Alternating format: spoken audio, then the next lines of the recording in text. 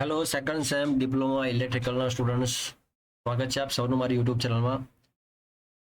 Special આ lecture તમારા માટે ડિઝાઇન કર્યો છે કારણ કે મિડ સેમ એક્ઝામ આવી રહી છે, એટલે તમારે આ વિડીયો ફરજિયાત તમારે જોવાનો છે. જો તમે આ વિડીયો અંત સુધી જોશો તો હું તમને ગેરંટી આપું છું કે તમારે મિડ સેમમાં તમારે સારા એવા માર્ક્સ આવી શકે છે. ક્લિયર છે? અને જો તમને કંઈ પણ ક્વેરી હોય તો કમેન્ટમાં તમે મેસેજ કરી શકો છો મને, અથવા મને પર્સનલી મળી શકો છો કોલેજમાં. ઓકે, તો આપણે સ્ટાર્ટ કરીએ. એસી ફંડામેન્ટલ, જેનો કોડ છે DI0-200171. ઇમ્પોર્ટન્ટ ક્વેશ્ચનની વાત કરવાના છે. મિડ સેમ એક્ઝામ, તમને ખ્યાલ છે મિડ સેમનું વેટેજ 30 માર્ક્સનું હશે આપણે. ક્લિયર છે? ચલો સ્ટાર્ટ કરીએ. હવે આ જે ક્વેશ્ચન છે બહુ જ ઇમ્પોર્ટન્ટ છે, એક્ઝામમાં પૂછવાની ખૂબ જ શક્યતા ખૂબ જ વધારે છે. તો આપણે વાત કરીએ ફોર્મ ફેક્ટરની. તો આપણે ક્લાસમાં ચલાવ્યું જ હતું ફોર્મ ફેક્ટર. હવે આ ક્વેશ્ચન જુઓ, તમે જોઈ શકો છો જીટીયુમાં વારંવાર પૂછાઈ ગયેલો છે. ક્લિયર છે? એટલે આ ઇમ્પોર્ટન્ટની કેટેગરીમાં આવે છે. ફોર્મ ફેક્ટર અને પીક ફેક્ટર, જેને ક્રેશ ફેક્ટર પણ કહીશું, એમ્પ્લિટ્યુડ ફેક્ટર પણ કહીશું. હવે આ વ્યાખ્યા પૂછાય અથવા આનું સૂત્ર પૂછાય તો આની વ્યાખ્યા કેવી રીતે લખી શકાય? તો ફોર્મ ફેક્ટર કોને કહીશું? તો આરએમએસ કિંમત. આરએમએસ કિંમત એટલે શું કહીશું આપણે? Root mean square. સ્ટુડન્ટ્સ, તમને ખ્યાલ જ હશે, root mean square. Root mean square આપણે આ સૂત્ર સાબિત કર્યું હતું આરએમએસ નું. તો આરએમએસ ની કિંમત ભાગ્યા એવરેજ વેલ્યુ, એટલે કે એવરેજ કિંમત. જો આ બંનેનો આપણે ગુણોત્તર લઈશું, આ બંનેનો જો ગુણોત્તર લઈશું તો આપણને શું મળશે? ફોર્મ ફેક્ટર મળશે. હવે આરએમએસ ની કિંમત કેટલી હોય છે, એવરેજ કિંમત કેટલી હોય છે, આપણને ખબર જ છે.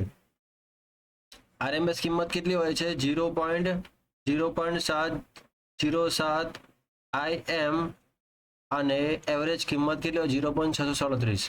એટલે કે ફોર્મ ફેક્ટરની વેલ્યુ કેટલી આવશે? ફોર્મ ફેક્ટરની કિંમત 1.1 આવશે. સૂત્ર શું આવશે? 1.1. સૂત્ર શું આવશે? એનું સૂત્ર યાદ રાખજો. ફોર્મ ફેક્ટર બરાબર આરએમએસ વેલ્યુ નીચે શું આવશે? એવરેજ વેલ્યુ આવશે. શું આવશે? Average value. આ બંનેનો ગુણોત્તર લઈશું તો આપણને શું મળશે? ફોર્મ ફેક્ટર મળશે. ક્લિયર છે? ચલો પીક ફેક્ટરની વાત કરીએ. આ પણ ઇમ્પોર્ટન્ટ ક્વેશ્ચન છે. તો પીક ફેક્ટરની વ્યાખ્યા કયા પ્રકારની હોઈ શકે? તો મેક્સિમમ કિંમત એટલે IM, તમને ખબર જ હશે. અને આરએમએસ કિંમત, આરએમએસ બરાબર શું થાય? IM/√2. ક્લિયર છે? હવે છેદનો છેદ ક્યાં જાય? અંશમાં જાય, એટલે 1.41 આવશે. ક્લિયર છે? તો પીક ફેક્ટરની કિંમત કેટલી આવે? તો 1.41 આવશે. અને ફોર્મ ફેક્ટરની કિંમત કેટલી આવશે? 1.11. ક્લિયર છે? તો આ વ્યાખ્યા ઇમ્પોર્ટન્ટ છે, એક્ઝામમાં પૂછાશે જ, તમારે ખાસ યાદ રાખવાની છે કે ફોર્મ ફેક્ટરની વ્યાખ્યા કોને કહીશું? તો એવરેજ કિંમત, આરએમએસ કિંમત અને એવરેજ કિંમતનો ગુણોત્તર એટલે ફોર્મ ફેક્ટર. પીક ફેક્ટર એટલે કે મેક્સિમમ કિંમત अपन આરએમએસ કિંમત. આ બંનેનો ગુણોત્તર લઈશું એટલે પીક ફેક્ટર આપણને મળશે. ક્લિયર છે? નેક્સ્ટ વાત કરીએ. નેક્સ્ટ તમે જુઓ ફેઝ. હવે જો ફેઝ કોને કહીશું આપણે? Phase difference. તમે જુઓ આપણે સિરીઝ સર્કિટમાં સિરીઝ RLC આપણે જોઈ હતી. એમાં તમને ખ્યાલ જ હશે કે શુદ્ધ અવરોધની વાત કરીએ આપણે સિરીઝ સર્કિટમાં, તો એમાં ફેઝ ડિફરન્સ કેટલો આવશે? 0 આવશે. ફેઝ ડિફરન્સ કેટલો આવશે? અહીંયા જ્યાં ફેઝ હોય છે આ એક રેફરન્સ પોઈન્ટ આપણે લઈશું. ક્લિયર છે? અને વોલ્ટેજ અને કરંટ નો ફેઝ ડિફરન્સ શું થશે? અહીંયા 0. મતલબ તમને ખ્યાલ જ છે કે આ જે છે, માન લો કે આ કરંટ છે અને આ વોલ્ટેજ છે. હવે અહીંયા ફેઝ ડિફરન્સ કઈ ને કઈ આપેલું છે, પણ અવરોધના કિસ્સામાં અવરોધ હશે એમાં આ જે ફેઝ ડિફરન્સ હશે એક 0 થઈ જશે. ક્લિયર છે? ફેઝ ડિફરન્સ કેટલો હશે? 0 હશે. તો આપણે ફેઝની વ્યાખ્યા જો એક્ઝામમાં પૂછાય તો કયા પ્રકારની હોઈ શકે? તો જો અહીંયા તમે જોઈ શકો છો આ ફેઝ છે. ક્લિયર છે? તો અહીંયા આ જે વેલ્યુ, આ મેક્સિમમ કિંમત કહીશું આપણે. આ જે વેલ્યુ છે કઈ છે? મેક્સિમમ કિંમત છે. ક્લિયર? તો 0 થી પાઈ અને પાઈ થી 2π. તમને ખ્યાલ છે 2π નો મતલબ શું થાય? 360 ડિગ્રી થાય, એટલે આખું સાયકલ પૂરી થશે. 360 ડિગ્રી આખી સાયકલ પૂરી થશે. એટલે 90 ડિગ્રી શું હશે? એ મેક્સિમમ હશે. ક્લિયર છે? જો અહીંયા તમે જોઈ શકો છો આ એક જે સાયકલ છે T/2, અને આ સાયકલ ટોટલ જે છે T ટાઈમ હશે. ક્લિયર? તો ફ્રીક્વન્સીનું સૂત્ર શું થાય? F બરાબર 1/T. અને ટાઈમ પિરિયડનું ઇક્વેશન શું થાય? તો 1/f થશે. ક્લિયર છે? તો આ ફેઝ કહીશું આપણે. ઓલ્ટરનેટિંગ ક્વોન્ટિટી માટે ફેઝ એટલે શૂન્ય પછી અમુક કિંમતને પહોંચવા માટેનો સમય. તમે જોઈ શકો છો ફેઝને સમયમાં રેડિયન કે ડિગ્રીમાં દર્શાવી શકાય છે. ક્લિયર છે. હવે જો ફેઝ ડિફરન્સ તમે જો અહીંયા E1 અને E2 નો ફેઝ ડિફરન્સ આપેલું છે. ક્લિયર છે.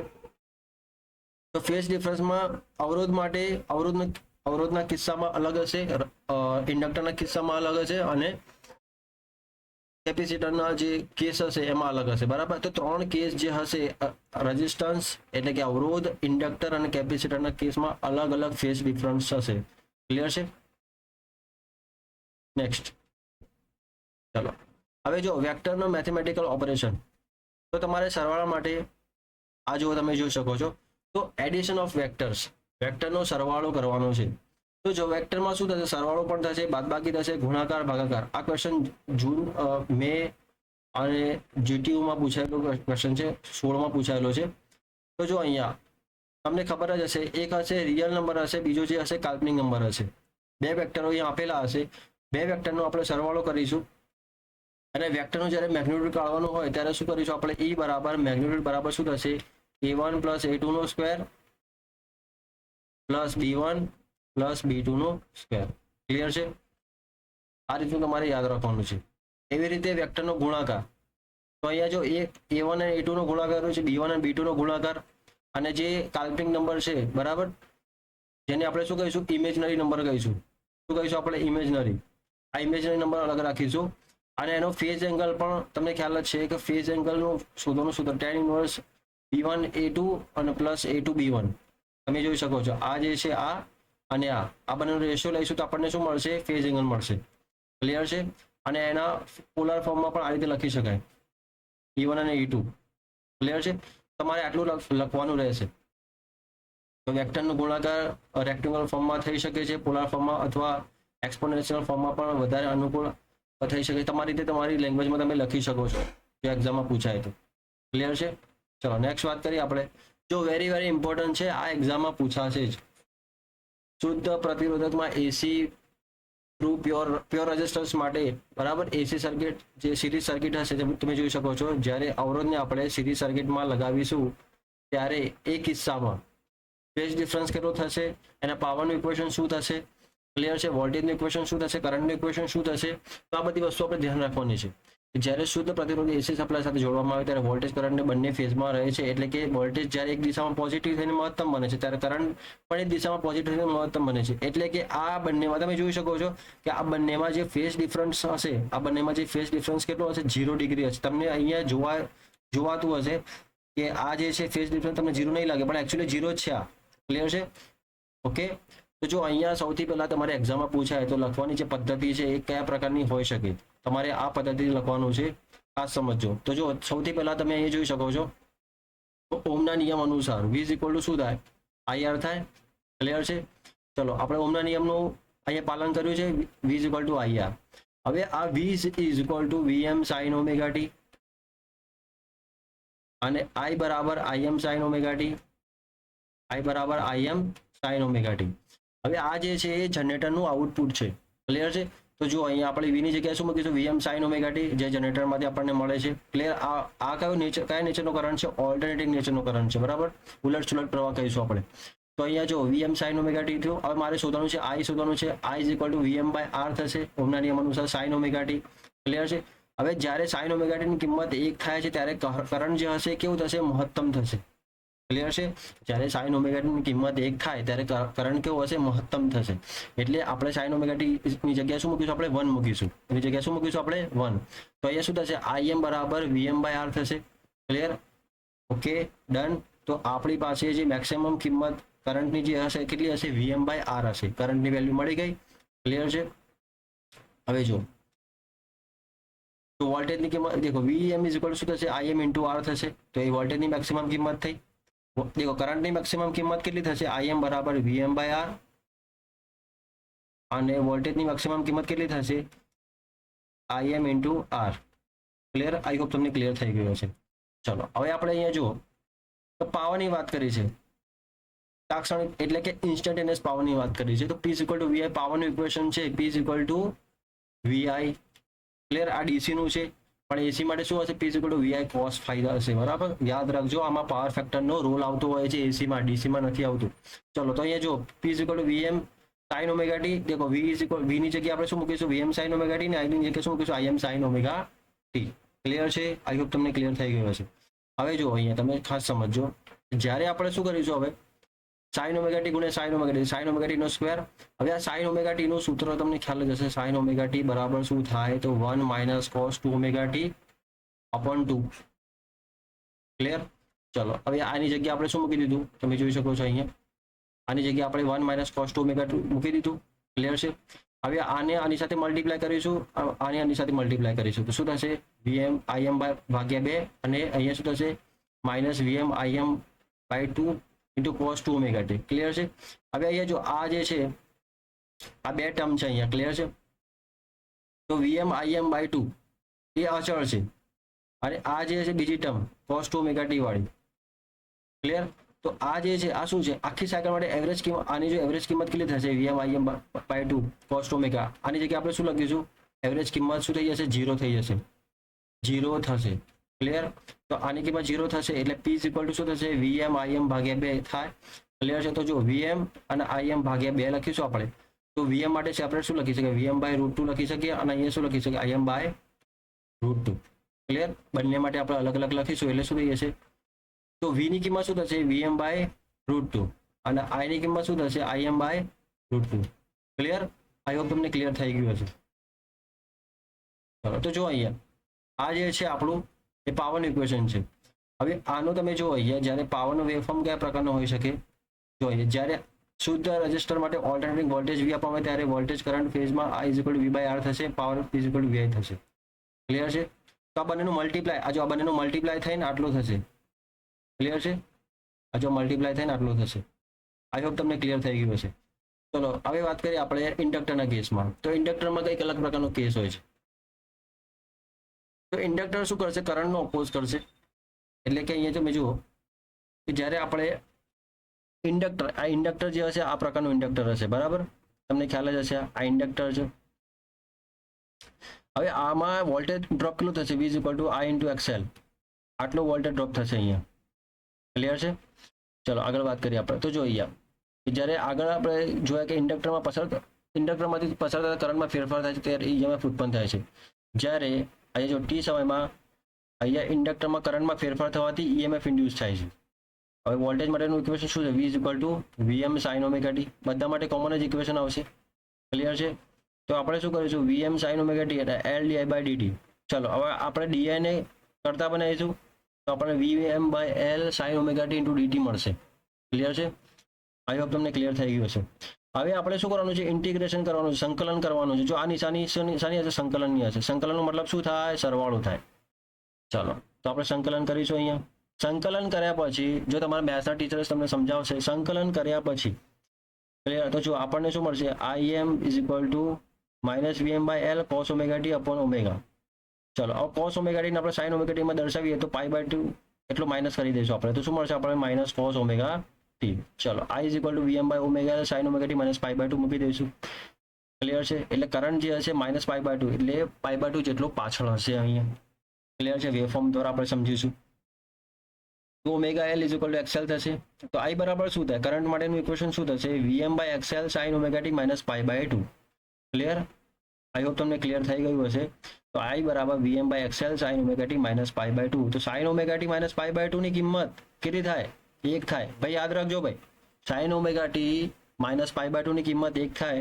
હવે I ની કિંમત એ વખતે શું થશે? મહત્તમ થશે. તો IM is equal to VM by XL. આ ફોર્મ્યુલા ક્યાંથી આવ્યું? આપણે ડાયરેક્ટ ફોર્મ્યુલા લખાયા હતા, પણ આ ક્યાંથી આવ્યું તો આપણે સાબિત કરીને બતાવી દીધું છે. VM by XL. ક્લિયર છે? આઈ હોપ તમને ક્લિયર થઈ ગયું હશે. તો 1 થી 2 વખત તમારે આ વિડીયો જોવો જ પડશે, ત્યારે તમને ખ્યાલ આવશે. ચલો નેક્સ્ટ વાત કરીએ આપણે.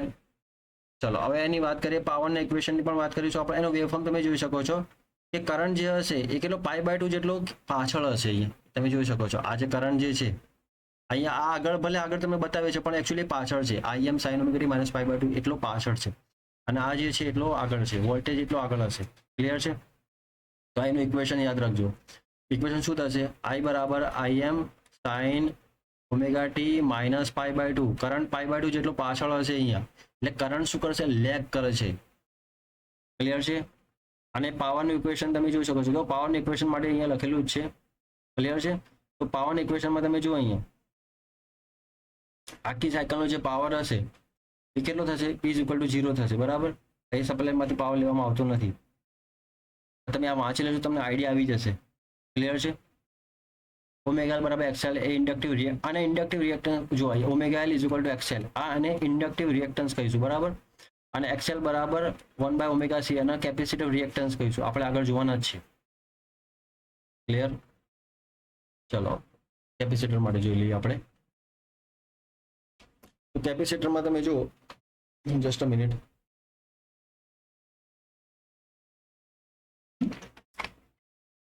જો કેપેસિટરની વાત કરીએ આપણે, તો કેપેસિટર જે હશે ઇલેક્ટ્રિક ફિલ્ડને સ્ટોર કરશે.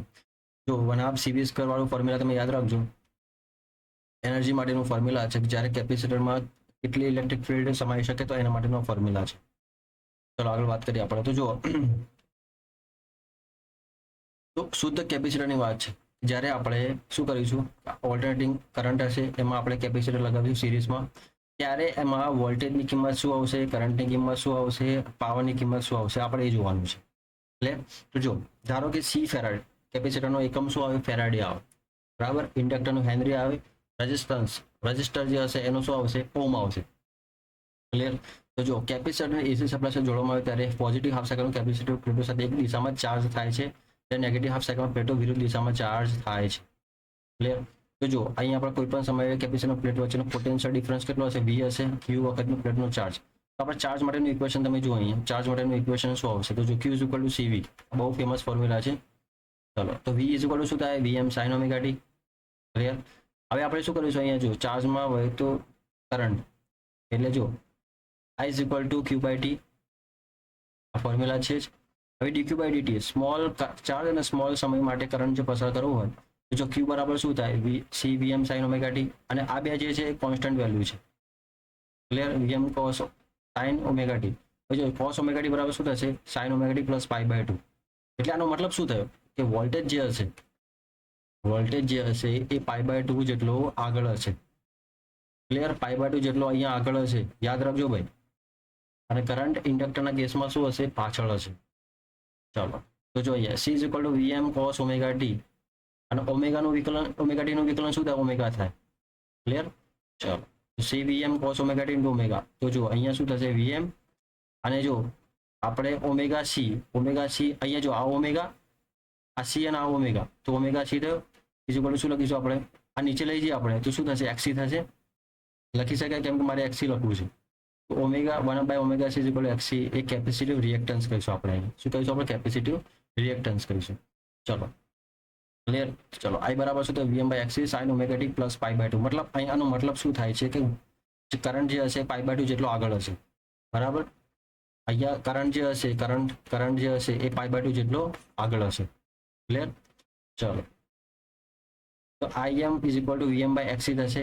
Im sin ωt + π/2. તો જો અહીંયા તમે જુઓ, કરંટ જે છે આ કરંટ છે. બરાબર?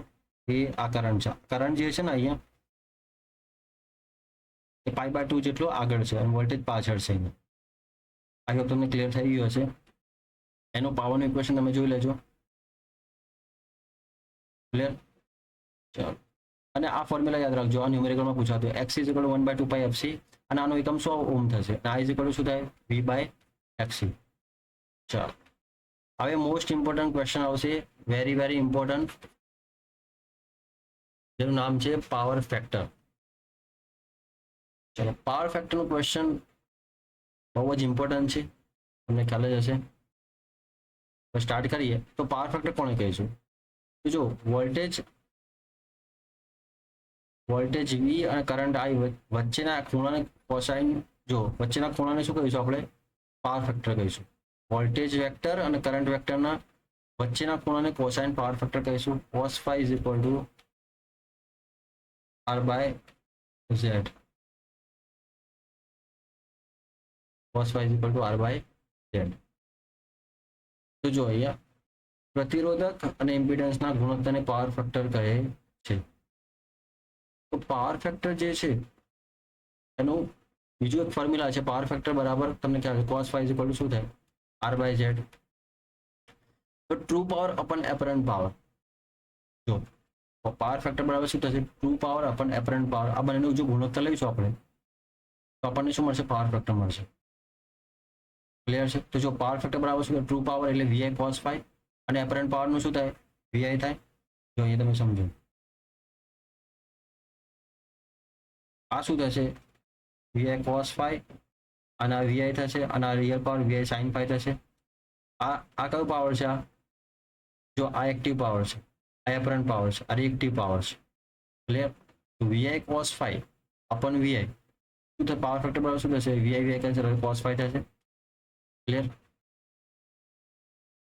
જો જે આપણે વાત કરી આ જે છે આ એપરન્ટ પાવર છે, આ એક્ટિવ પાવર છે ને આ રિએક્ટિવ પાવર છે, આ sin phi એ રિએક્ટિવ પાવર છે. ક્લિયર છે? તો વોલ્ટેજ વેક્ટર કરતા કરંટ વેક્ટર પાછળ આવે તેને લેગિંગ અને કરંટ વેક્ટર વોલ્ટેજ કરતા આગળ હોય તેને લીડિંગ કહીશું. ક્લિયર? આટલી વસ્તુ તમારે ખાસ લખવાની રહેશે. હવે મોસ્ટ ઇમ્પોર્ટન્ટ આ તમારી એક્ઝામમાં પૂછાશે જ કે એક્ટિવ પાવર કોને કહીશું? કરંટ વેક્ટરનો જે કોમ્પોનન્ટ વોલ્ટેજ વેક્ટરના ફેઝમાં છે તેને તે કોમ્પોનન્ટ એક્ટિવ કોમ્પોનન્ટ કહીશું. આટલું તમારે લખવાનું રહેશે કે કરંટ વેક્ટરનો જે કોમ્પોનન્ટ વોલ્ટેજ વેક્ટરના ફેઝમાં છે તેને તે કોમ્પોનન્ટને એક્ટિવ કોમ્પોનન્ટ કહે છે. ક્લિયર છે? ઓકે. હવે ટ્રાયંગલ આપેલું છે 90, આ જો રાઈટ એંગલ આપેલું છે, રાઈટ એંગલ,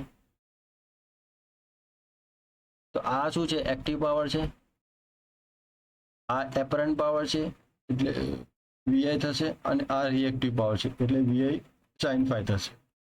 ક્લિયર? ઓકે. ચલો આ એક્ટિવ પાવરની વ્યાખ્યા સર્કિટમાં જે ખરેખર પાવર વપરાય તેને એક્ટિવ પાવર કહે છે. તમારે આ વ્યાખ્યા લખવાની સર્કિટમાં જે ખરેખર પાવર વપરાય હોય તેને એક્ટિવ પાવર કહે છે. રિએક્ટિવ પાવર સર્કિટનો reactive power VI sin phi થાય છે. આ પાવર ઇન્ડક્ટિવ રિએક્ટન્સમાં ડેવલપ થાય છે. ક્લિયર છે? ઓકે. આઈ હોપ તમને ક્લિયર થઈ ગયું હશે. તો નેક્સ્ટ જે આપણું બાકી રહી ગયું છે RMS વેલ્યુ, એવરેજ વેલ્યુ, એ આપણે નેક્સ્ટ લેક્ચરમાં ડિસ્કસ કરીશું. ક્લિયર છે? આઈ હોપ તમને ક્લિયર થઈ ગયું હશે. તમે 1 થી 2 વાર આ વિડીયો જોઈ લેશો તમને આઈડિયા આવી જશે. ક્લિયર છે? તો મળીએ આપણે નેક્સ્ટ લેક્ચરમાં. Thank you for watching this video.